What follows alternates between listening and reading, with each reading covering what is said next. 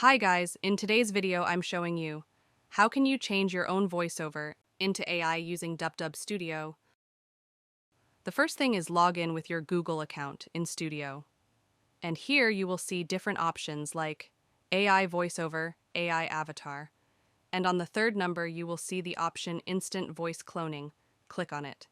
Here you can write your accent name. I already generate my own accent, but I will show you how can you generate yours. So click on it and write a name. Click to upload the file, and on the second number record microphone. If you have a recorded sample of your own voice, then drop here.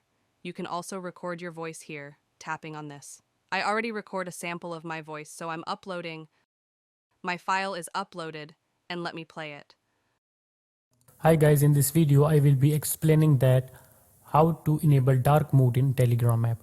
So it was my own voiceover. Select your language from here. I am selecting English.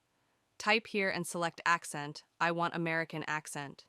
That's why I'm selecting American. You can also select your accent in female, but I will select a male. From here, select the age for me. I'll select adult. And on the last, you have to select the style of your accent. I like the deep voice, so therefore I'm selecting deep. Once everything will be done, tap on this option. Add to my voice. Like I said before, I have already created my accent, so I can't create second with the same sample.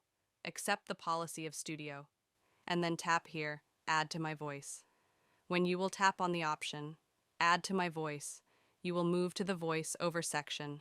I am going to voiceover section. So you see, here is my own voiceover accent.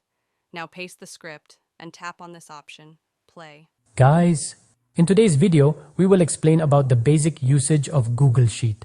So we are on the home page of Google Sheet, and here if you take a look, I think it's pretty much better than my own voice. So now tap on the option Export to download this file. So by using this method, you can create a clone of your voice in DupDub.